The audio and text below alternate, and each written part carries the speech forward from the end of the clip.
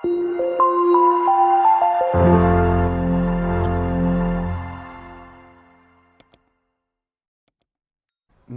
મિત્રો, સ્વાગત છે તમારું તમારી પોતાની ચેનલ એજ્યુગુરુમાં।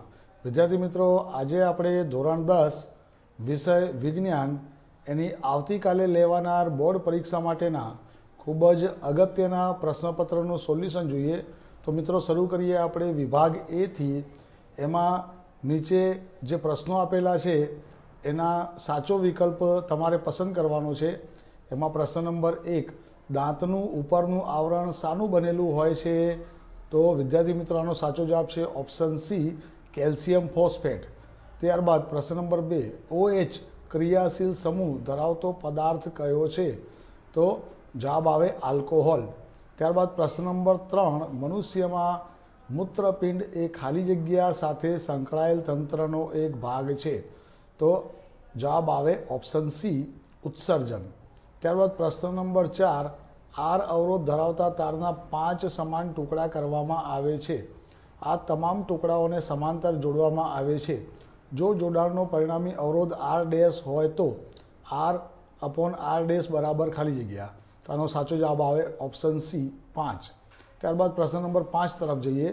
એક અંતર્ગોળ અરીસા વડે મળતું પ્રતિબિંબ આભાસી, ચત્તુ અને વસ્તુ કરતાં મોટું મળે છે, તો વસ્તુનું સ્થાન ક્યાં હશે?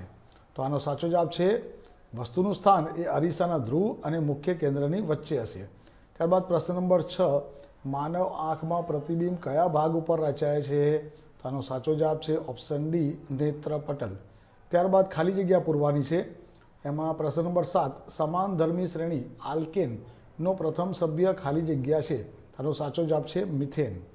ત્યારબાદ વટાણાના ઊંચા કેપિટલ ટી અને નીચા સ્મોલ ટી છોડ વચ્ચે સંકરણ કરાવતા બધા જ છોડ ઊંચા મળ્યા, કારણ કે ઊંચાપણું એ ખાલી જગ્યા લક્ષણ છે, તો ઊંચાપણું એ પ્રભાવી લક્ષણ છે।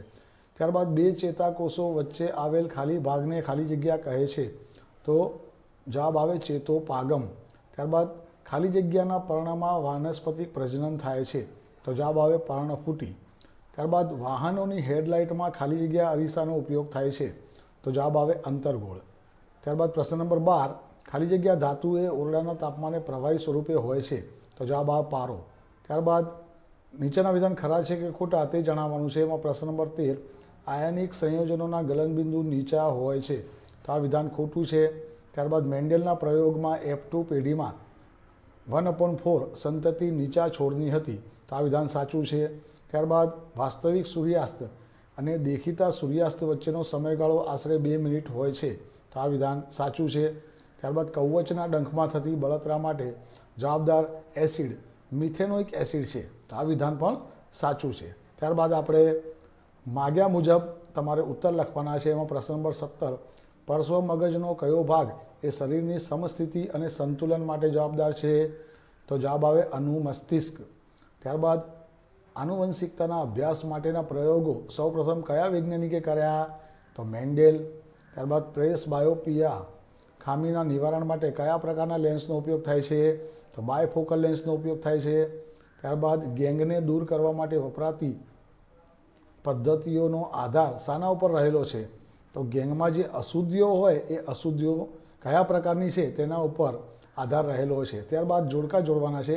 એમાં થાઇરોક્સિન જે અંતઃસ્ત્રાવ છે એ શરીરના વિકાસ માટે ચયાપચયનું નિયમન કરવાનું કાર્ય કરે છે, જ્યારે ટેસ્ટોસ્ટેરોન અંતઃસ્ત્રાવ એ પુરુષ પ્રજનન અંગોનો વિકાસ કરે છે। ત્યારબાદ પ્રાથમિક ઉપભોગીઓ તેની સામે આવે તૃણાહારી પ્રાણીઓ અને દ્વિતીય ઉપભોગીઓ તેની સામે આવે માંસાહારી પ્રાણીઓ। તો અહીંયા સેક્શન એનું સોલ્યુશન પૂરું થાય છે। હવે આપણે સેક્શન બી તરફ જઈએ। તો વિદ્યાર્થી મિત્રો, સેક્શન બીમાં તમને કુલ 13 પ્રશ્નો આપેલા હશે। આ 13માંથી તમારે 9 પ્રશ્નોના જવાબ લખવાના છે। તો વિદ્યાર્થી મિત્રો સ્ક્રીનશોટ પાડી લેજો। આ તમામે તમામ પ્રશ્નો તમારે અવશ્ય તૈયાર કરવાના છે। આવતીકાલે જે બોર્ડ પરીક્ષા લેવાની છે એના માટે ખૂબ જ અગત્યના પ્રશ્નો છે, એટલે આ પ્રશ્નો તો તમારે ફરજિયાત તૈયાર કરવાના જ છે। સ્ક્રીનશોટ પાડતા રહેજો વિદ્યાર્થી મિત્રો। ત્યારબાદ વિભાગ સી। તો વિભાગ સીમાં તમારે કોઈ પણ 6 પ્રશ્નોના ઉત્તર લખવાના છે। તો આ પ્રશ્નો પણ આઈએમપી છે, એટલે આટલા પ્રશ્નો તમારે તૈયાર કરવાના છે।